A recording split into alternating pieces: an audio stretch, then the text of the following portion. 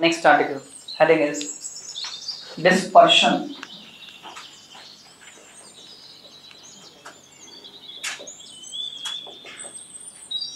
Prism से refraction कैसे होता है, प्रिज्म फॉर्मूला क्या है, प्रिज्म एंगुलर डेविएशन प्रोड्यूस कर सकता है, उसकी डिस्पर्सिव पावर उसके लिए हम डिफाइन कर सकते हैं वगैरह। प्रिज्म में प्लेन सरफेसेस होती हैं। प्रिज्म क्या होता है, उसकी डेफिनेशन, उसकी टर्मिनोलॉजी वो प्री रिक्विजिट है, एग्जाम में नहीं आएगी पर इसको समझने के लिए वो हमको चाहिए, तो वो भी बताऊंगा। क्या तुम डिस्पर्शन की डेफिनेशन बना सकते हो या जानते हो कौन सा फिनोमेना है? जब भी पॉलीक्रोमेटिक लाइट, जिसका एग्जांपल है व्हाइट लाइट, इसको किसी प्रिज्म में से होकर गुजारा जाएगा तो ये अपने कंपोनेंट कलर्स में सेपरेट हो जाएगी, क्योंकि प्रिज्म का मटेरियल है glass and glass is dispersive medium, और डिस्पर्सिव मीडियम क्या करता है, इसमें अलग अलग वेवलेंथ अलग अलग स्पीड से चलती है। तो यहाँ हमें कई बार भ्रम हो जाता है फिर से कि कहीं कलर वेवलेंथ के साथ एसोसिएटेड तो नहीं है, पर तुम अपने दिमाग में ये फैक्ट क्लियर रखो, colour is not associated with wavelength, क्योंकि लाल रंग की रोशनी पानी में जाने पर भी लाल ही दिखती है। Colour is associated with frequency only, पर यहाँ पर डिफरेंट वेवलेंथ डिफरेंट एंगल से डेविएट हो जाती है, इसलिए अलग अलग कलर सेपरेट हो जाते हैं। तो सुनने में ऐसा लगता है कि हाँ भाई कहीं कलर और वेवलेंथ लिंक तो नहीं है, पर ऐसा नहीं है। डिस्पर्सिव मीडियम में डिफरेंट कलर डिफरेंट एंगल पर डेविएट होंगे, पर डिफरेंट कलर डिफरेंट एंगल पर डेविएट होंगे ऐसा बोलने के बजाय हम बोलते हैं म्यू या एन रिफ्रैक्टिव इंडेक्स, वो लैम्डा डिपेंडेंट है, इनवर्सली प्रोपोर्शनल टू लैम्डा। तो रेड के लिए लैम्डा ज्यादा होने से उसका एन कम होता है, तो कम डेविएट होता है। वायलेट का लैम्डा कम होने से उसका एन ज्यादा होता है, तो वो ज्यादा डेविएट होता है। तो डेविएशन किस पर डिपेंड कर रहा है, एन पर, रिफ्रैक्टिव इंडेक्स पर। तो तुम देखोगे इट इज द फिनोमेना की तरह डिफाइन कर सकते हैं, प्रोसेस भी कह सकते हैं, फिनोमेना भी कह सकते हैं। It is the phenomena in which a polychromatic light get separated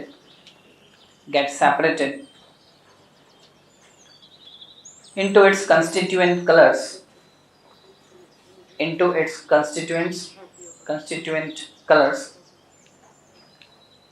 when passed through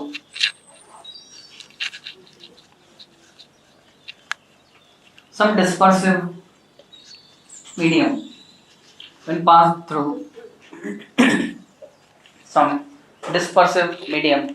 like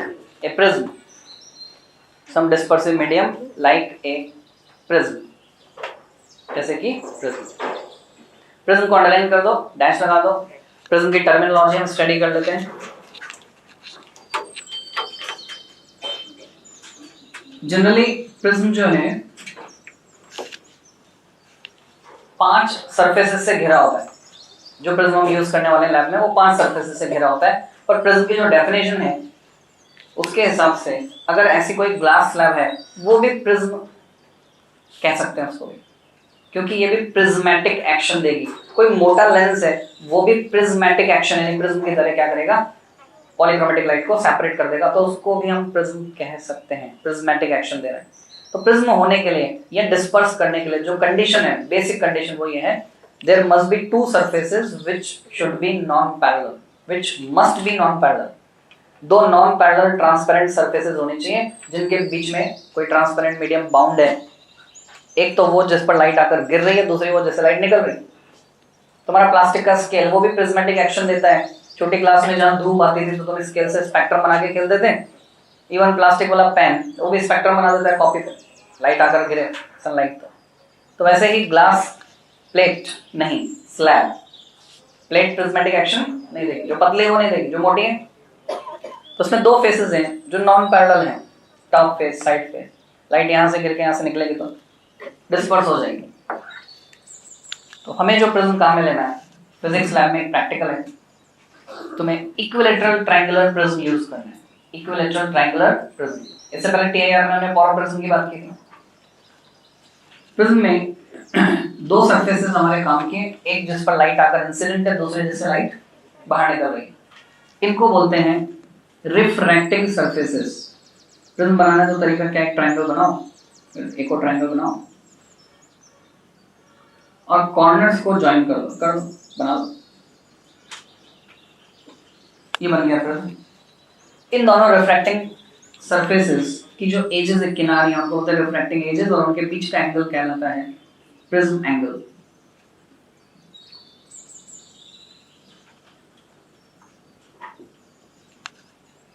तो ये कोई प्रिज्म है, A is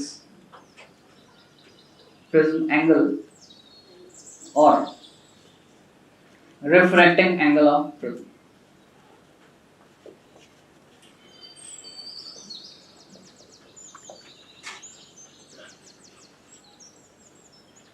अगर लाइट इस पर इंसिडेंट होती है और इधर से बाहर निकलती है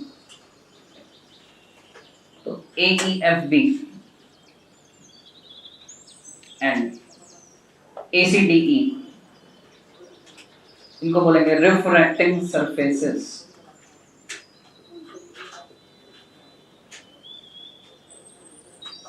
रिफ्रैक्टिंग सरफेसेस।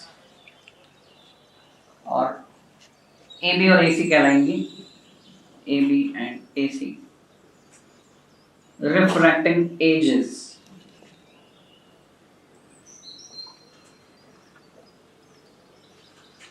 नीचे जो है BCDF, ये है बेस ऑफ प्रिज्म, बेस, ये भी टर्मिनोलॉजी, इसको घुमा करके इस्तेमाल कर सकते हैं। तो हमें 5 नंबर का बड़ा क्वेश्चन तैयार करना है, जो पार्ट में पूछा जाए तो 2 नंबर में भी आता है, 3 में भी आता है, कुछ हिस्सा पूछते हैं तो पूरा पूछते हैं तो 5 नंबर में आता है। और 5 नंबर के हिसाब से सस्ता सौदा है, सस्ता सौदा है, लिखना कम पड़ता है, नंबर ज्यादा मिलते हैं। स्ट्रेट फॉरवर्ड क्वेश्चन है, बहुत आसान है, एक बार में ध्यान से समझे तो तैयार हो जाएगा। वो है रिफ्रैक्शन थ्रू ए प्रिज्म। जैसे तुमने मिरर फॉर्मूला डिराइव किया था, 1/f = 1/v प्लस 1/u। फिर लेंस फॉर्मूला तुम्हारे भरोसे छोड़ दिया था मैंने, तुम्हारे ऊपर जिम्मेदारी दी थी कि तुम्हें खुद डिराइव करना है using similar triangle method. 1/f = 1/v minus 1/u। ऐसे ही प्रिज्म फॉर्मूला होता है जो हम डिराइव करने जा रहे हैं, यानी n = sin a plus delta m/2 upon sin a/2। तो इसका डेरिवेशन 5 नंबर में आता है। 5 mark question. Refraction through a prism in bracket prism formula। अगर मैं कोई सा भी सेक्शन जो कि बेस के परपेंडिकुलर है कंसीडर करता हूं किसी प्रिज्म में, तो उस सेक्शन को हम कहते हैं प्रिंसिपल सेक्शन, जो ये लाल रंग से मैंने बनाया।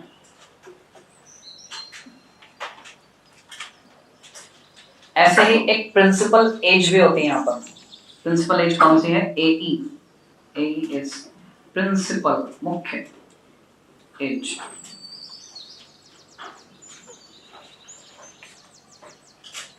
या उसको रिफ्रैक्टिंग एज कह सकते हैं। तो एक काम करो, अच्छा ठीक है, रिफ्रैक्टिंग एजेस अलग है, टर्मिनोलॉजी बस खाली ये है कि भाई हम किसको क्या बोलें उसके लिए है।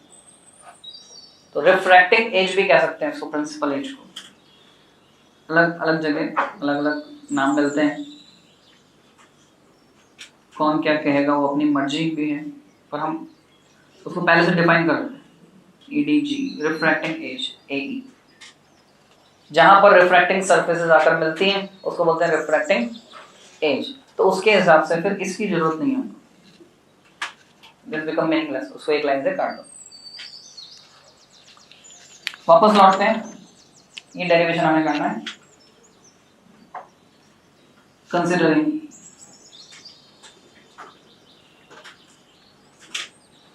प्रिंसिपल सेक्शन, प्रिंसिपल की स्पेलिंग पे गौर करो, ये मुख्य है, प्रधान, तो स्पेलिंग क्या आएगी? PAN of an equilateral triangular prism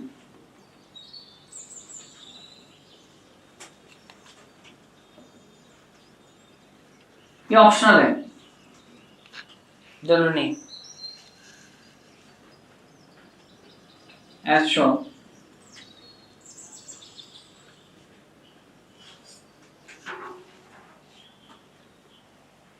तो एक डायग्राम बनेगा। डायग्राम का साइज एप्रोप्रिएट होना चाहिए, ना बहुत बड़ा ना बहुत छोटा, medium. Suppose this is principal section और इसको मैंने नाम दिया ABC। तो जो टॉप पर एंगल है वो हो गया प्रिज्म एंगल ए। ए वाला है तो एंगल ए मान लिया हमने, तो यहाँ लिखने की भी जरूरत नहीं है, अंडरस्टूड, एंगल ए। कोई लाइट रे आती है जो इंसिडेंट होती है फेस AB पर, और फेस भी नहीं हो तो एज AB पर, इंसिडेंट रे को दिखाएंगे PQ से। PQ is incident. इस फेस पर नॉर्मल ड्रॉ करेंगे,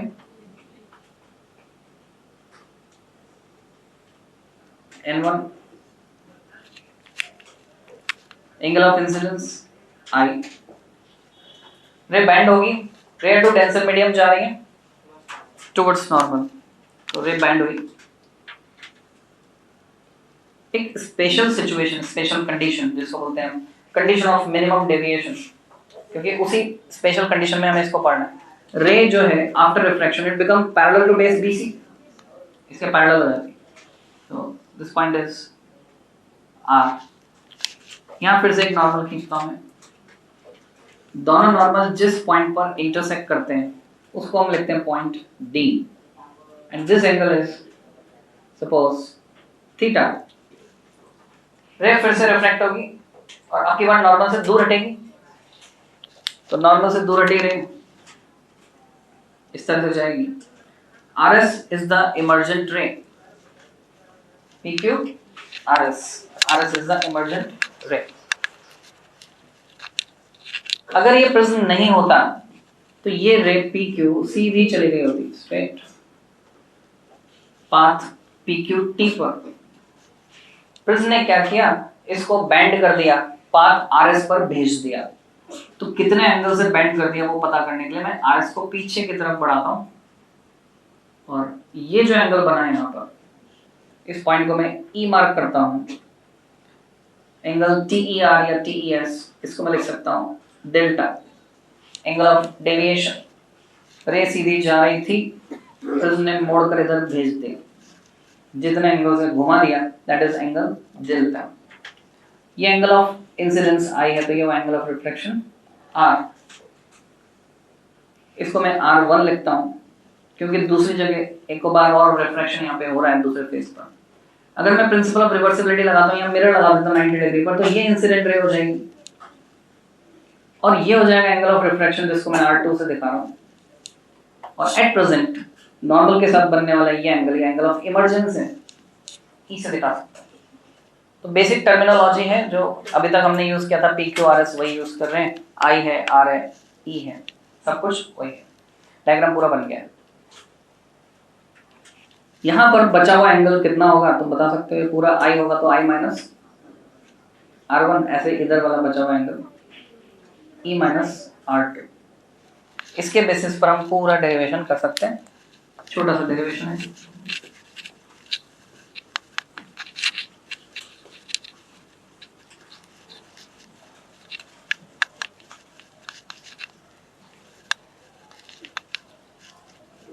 जो अभी तक जानते हैं वही है लॉ ऑफ रिफ्रैक्शन, यानी स्नेल्स लॉ जानते हैं। हमें रिलेशन निकालना है, ज्योमेट्री जानते हैं, एंगल्स के बीच रिलेशन निकालना है, प्रिज्म के लिए एक फॉर्मूला निकालना है कि एंगल ऑफ इंसिडेंस कितना होगा तो डेविएशन, एंगल ऑफ डेविएशन कितना, डेल्टा का एक्सप्रेशन निकालना है। कई बार तुमसे कहते हैं 2 नंबर में obtain expression for angle of deviation, तो कैसे निकाल सकते हैं? External angle equal to sum of internal opposite angles.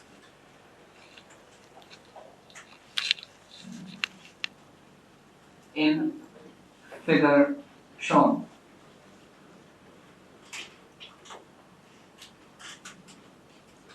Rajasthan board वाले और दूसरे स्टेट बोर्ड वाले इसको डिस्क्राइब करेंगे पूरा। PQ is the ray incident after refraction it becomes QR and RS is the emergent ray, वगैरह वगैरह जो कुछ भी लिख सकते हैं वो लिख देंगे अपनी लैंग्वेज में। सीबीएसई वाले सीधे figure shown angle of deviation delta equal to I minus R1 plus E minus R2 और delta equal to I plus E minus R1 plus R2 equation 1। हम इसको और सिंपल बनाना चाहते हैं। हम जानते हैं ट्रायंगल में तीनों एंगल का सम 180 और क्वाड्रिलेटरल में चारों एंगल का सम 360। तो अगर मैं ट्रायंगल लेता हूं QDR तो R1 plus theta plus R2 180। मैं चाहता हूं R1 R2 को हटाया जाए। क्यों हटाया जाए? तुम्हें याद आ रहा हो तो ग्लास स्लैब के थ्रू रिफ्रैक्शन जब हमने पढ़ा था और हमने निकाला था lateral deviation T times sign of I minus R upon cos R, ऐसा कुछ एक्सप्रेशन डायरेक्ट किया। तो R को हटाने के लिए मैंने तो तुम्हारे जब मैं छोड़ा था काम वो भी तरीका बताया था, टेक्नोमेट्री यूज करनी है, स्मॉल r को हटाना है क्योंकि r अंदर है उसको नहीं नाप सकते हम बिना रे डायग्राम बनाए। तो यहां से भी इस R1 R2 को हटाना है। I और E नाप सकते हैं, ऑन पे लगा के एक्सपेरिमेंटेशन कर सकते हैं, पूरा डायग्राम बनाएंगे तो R1 R2 नाप पाएंगे। Also in triangle QDR R1 plus theta plus R2 equal to 180 और R1 plus R2 equal to 180 minus theta, equation number 2. In quadrilateral AQDR angle A plus normal बनाएगा 90 डिग्री प्लस थीटा नीचे वाला और फिर normal 90 degree equal to 360 degree और angle A equal to 180 minus theta, equation number 3। 2 और 3 से, क्योंकि हमें प्रिज्म एंगल ए जनरली पता होता है। अगर इक्विलैटरल ट्रायंगुलर प्रिज्म ले रहे हैं तो प्रिज्म एंगल तो 60 डिग्री है, वैसे पता है।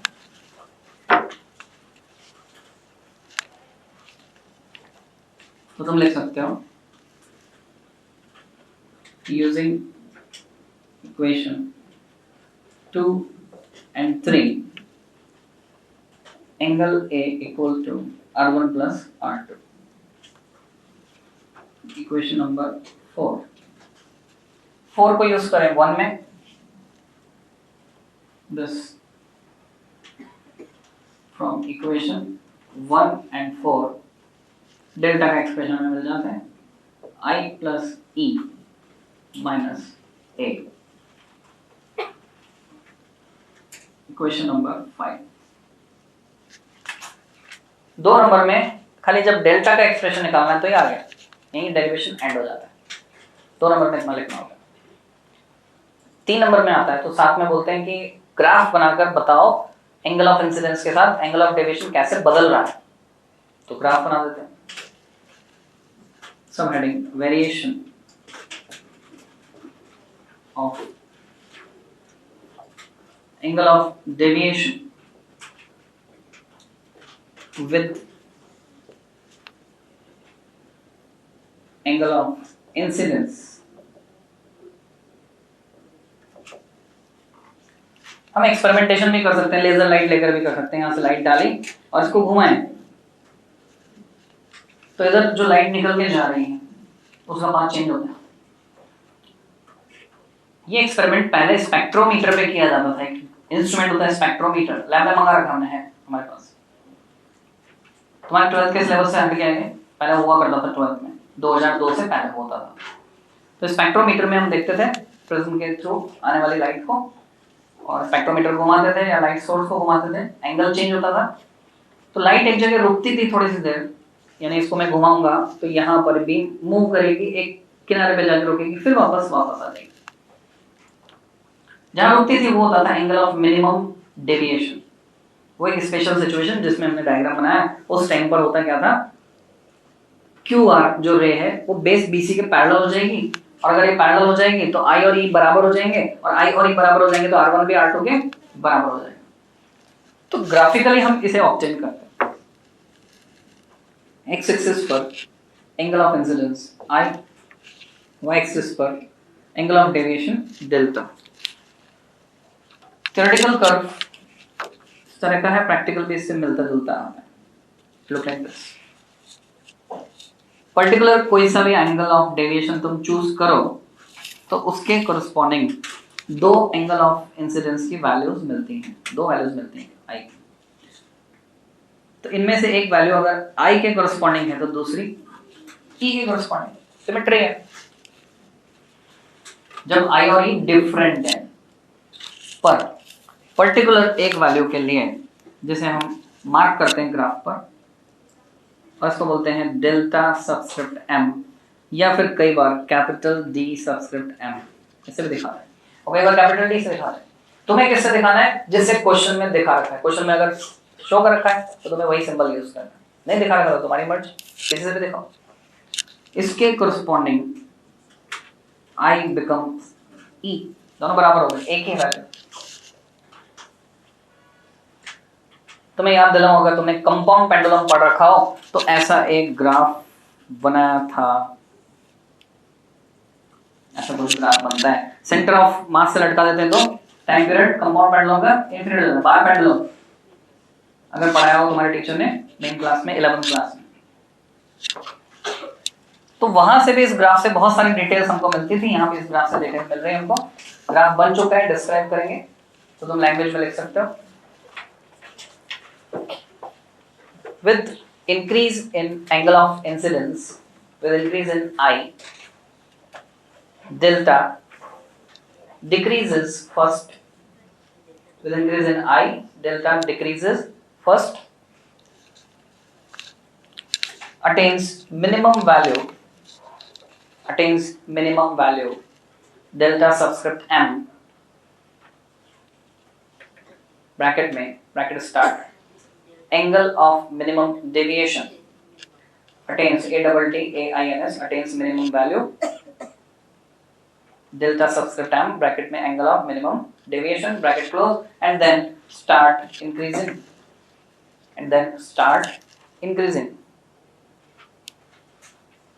full stop, paragraph change। देखो 3 नंबर में पूछा है, यहाँ कहानी खत्म, हमने ग्राफ डिस्क्राइब कर दिया, ग्राफ बना दिया।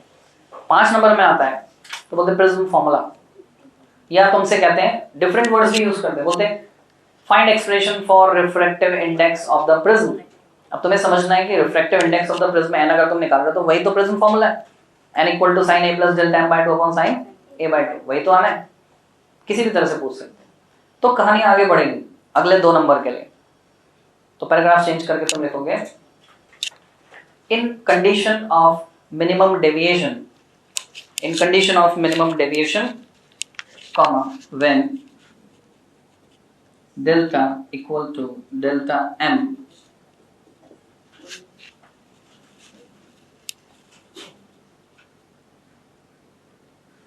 I equal to E and R1 equal to R2 equal to R मान लिया हमने से यानी माना,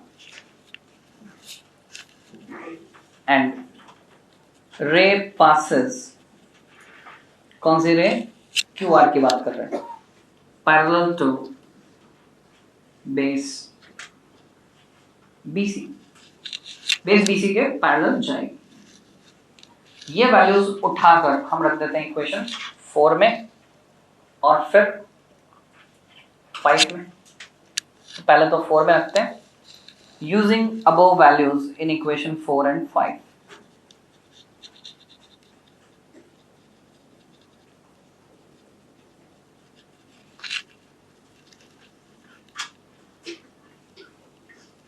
फोर में रखा तो हमको मिलता है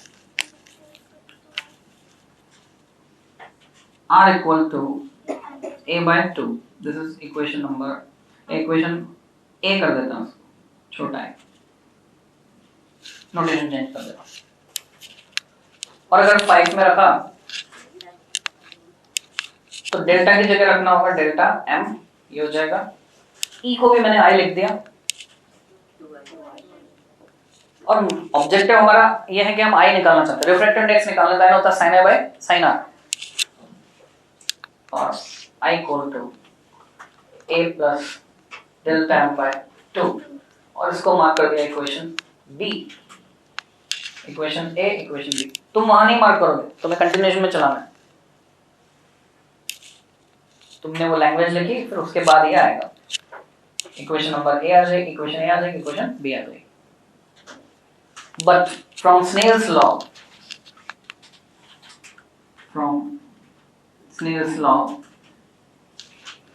n equal to sin I by sin R for given prism. So n equal to a और b से वैल्यू रख देंगे, sin a plus delta m by 2 divided by sin a by 2। ये फॉर्मूला भी उतना ही इंपॉर्टेंट है जितना कि मिरर फॉर्मूला और लेंस फॉर्मूला, बहुत काम आता है फॉर्मूला।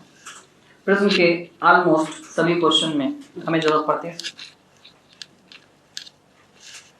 5 नंबर का डेरिवेशन कंप्लीट हो गया, और 5 नंबर में जब भी क्वेश्चन आते हैं, पुछल्ला क्वेश्चन, एक छोटा सा क्वेश्चन और ऐड कर देते हैं।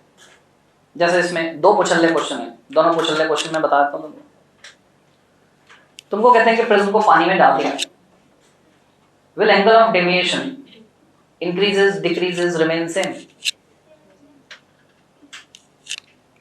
अगर तुमने पानी में डाल दिया तो ये जो रिफ्रैक्टिव इंडेक्स है, जो कि अभी था n glass with respect to air NGA, वो अब हो जाएगा पानी में NGW, and the difference you know, NGA is 3/2 1.5 and GW is 9/8, so which one is greater?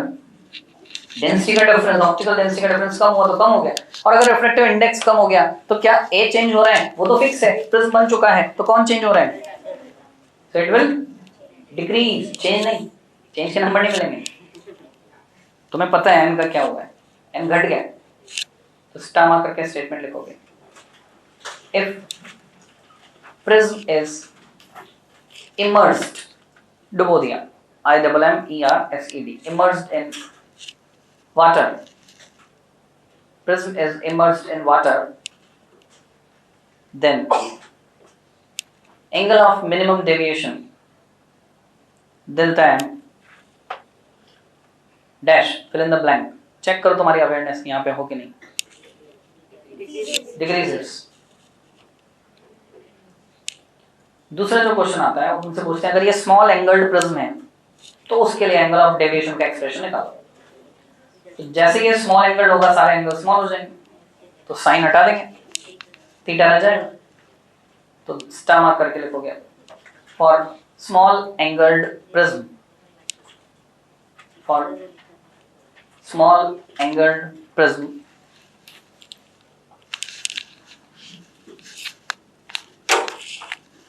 sin theta equivalent theta, so n equal to a plus delta m by 2 divided by a by 2, by 2 cut गया। तुम चाहो तो direct लिख सकते हो, step और बीच के लिखनी है तो स्टेप लिख, so how much we get,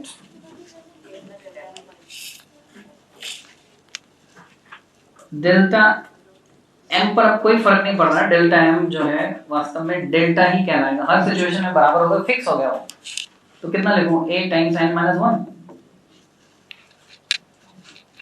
क्योंकि n फिक्स है और a भी फिक्स है, कांस्टेंट है, तो डेल्टा m जैसी कोई चीज बची नहीं, डेल्टा m हर सिचुएशन के लिए डेल्टा के बराबर हो गया, so delta is equal to a times n minus 1, this becomes the formula। समझ में आ गया ना कैसे है? तो जब भी स्मॉल एंगल प्रिज्म होगा, स्मॉल एंगल का मतलब 8 डिग्री 12 डिग्री, कौन सा एंगल ये वाला, तो हम ये फॉर्मूला लगा सकते हैं। फिर प्रिज्म के लिए हम डिफाइन करते हैं angular deviation, dispersive power, dispersive power को ओमेगा से दिखाते हैं, एंगुलर डेविएशन को डेल्टा से दिखाते हैं, डेल्टा थीटा से दिखाते हैं। ये चीजें मेन क्लास में बहुत डिटेल में तुम्हें पढ़ाई जाती है और बोर्ड में पूछी ही नहीं जाती, तो मैं ओरली डिस्कस कर रहा हूँ क्योंकि तुम वैसे जानते हो। नोट लगा लो, note prepare angular deviation and dispersive power, definition तैयार कर लें। Angular deviation and dispersive power and two diagrams, दो डायग्राम भी तैयार करने हैं। हम चाहे तो प्रिज्म के कॉम्बिनेशन यूज करके, दो या दो से ज्यादा प्रिज्म यूज करके, एंड टू डायग्राम्स, कौन कौन से? हम चाहे तो डेविएशन विदाउट डिस्पर्शन करा सकते हैं या डिस्पर्शन विदाउट डेविएशन करा सकते हैं। Two diagrams of deviation without dispersion, एक तो ये हो गया, and deviation and dispersion without deviation, दूसरा ये हो गया। क्या है समझा रहा हूं, सारी चीज समझा रहा हूं। Deviation without dispersion and dispersion without deviation. एक डायग्राम एनसीईआरटी में बना है, दूसरा नहीं है। दूसरा कहां से मिलेगा? एससीवी। पर मैं तुम्हें बता दूं, जब भी पूछा गया है वही पूछा गया जो एनसीईआरटी में बना हुआ है, यानी दूसरा वाला कभी भी नहीं पूछा गया। तो ऐसे समझो, अगर ये व्हाइट लाइट है तो रेड अलग रास्ते हो जाएगी और वॉयलेट अलग रास्ते, और बीच में सारे आ जाएंगे विबग्योर के रिवर्स ऑर्डर में। वॉयलेट जाएगी सबसे नीचे और रेड जाएगी ऊपर, बीच में सारे कलर आ जाएंगे। तो रेड का डेविएशन अलग होगा, वॉयलेट का डेविएशन अलग होगा। अगर मैं डेल्टा वी में से डेल्टा आर को सब्ट्रैक्ट कर दूं, then it is called angular deviation. Simple. Prism जो डिस्पर्स कर रहा है ये हो गया एंगुलर डेविएशन। और अगर ये एंगुलर डेविएशन में मीन रे मानते येलो, उसके रिस्पेक्ट में निकालूं, यानी नीचे लगा दो delta E Y, then it is called dispersive power. कि जो सेंट्रल रे है उसके रिस्पेक्ट में प्रिज्म कितना फैला रहा है रेस को, उसके रिस्पेक्ट में कितना फैला रहा है, that is dispersive power of the prism. उसको सिंबल ओमेगा से दिखाते हैं। नीचे क्यों? ठीक है, माइनस में कर देना तुम, पर माइनस का लॉजिक तुम्हें पता होना चाहिए। जो भी तुम करो उसका लॉजिक पता होना चाहिए। हाँ सही है, सही सही। इसके रिस्पेक्ट में निकालेंगे, वो तो फॉर्मूला निकालोगे तब आएगा। ये तो यही है। अब तुम डेल्टा का फॉर्मूला रखोगे, तुम कुछ कंफ्यूज होगे शायद। एन के टर्म्स में आएगा, ठीक है। ऊपर आएगा N V minus N R, नीचे आएगा ये तो यही, इसमें कुछ गलत नहीं। तो अब हम क्या कर सकते हैं, इन सबके बेसिस पर दो प्रिज्म को, क्राउन ग्लास और फ्लिंट ग्लास, क्यों एन डिफरेंट चाहिए हमको, तो फ्लिंट ग्लास ज्यादा हार्ड होता है, उसका रिफ्रैक्टिव इंडेक्स ज्यादा होता है। तो क्राउन ग्लास और फ्लिंट ग्लास के प्रिज्म को इस तरह से कंबाइन कर सकते हैं कि जब लाइट रेस पर डाली जाए, अगर ये डिस्पर्स कर रहा है, फैला रहा है, और ये वापस समेट देता है, वापस एक ही रे बना देता है, तो हम बोलेंगे डेविएशन तो हुआ, रे बैंड तो होगी, पर डिस्पर्शन नहीं हुआ, 7 कलर्स में डिवाइड नहीं होगी। और इसका उल्टा कि डिस्पर्स तो करेगा, यानी 7 कलर्स हो जाएंगे, पर जो मीन रे है येलो, वो उसी रास्ते जाएगी, यहां से आई तो ऐसे ही निकल जाएगी, बाकी कलर्स अलग अलग हो जाएंगे, रेड टू वायलेट। तो बोलेंगे डिस्पर्शन तो हो रहा है पर डेविएशन नहीं हो रहा है। तो बोलो डेविएशन हुआ, तो डेविएशन हुआ बिना तो डिस्पर्शन होना पॉसिबल नहीं है। साथ में कंडीशन है फॉर मीन रे, अगर जो बीच वाली है येलो है वो अगर डेविएट नहीं हो रही है, उसी रास्ते जा रही है, तो बोलेंगे डेविएशन नहीं हुआ, डिस्पर्शन हो गया। हालांकि ये फैक्ट है, बिना डेविएशन के डिस्पर्शन नहीं हो सकता। तो मीन रे के बीच वाले, तो this is all about prism की कहानी खत्म। अब हम पढ़ने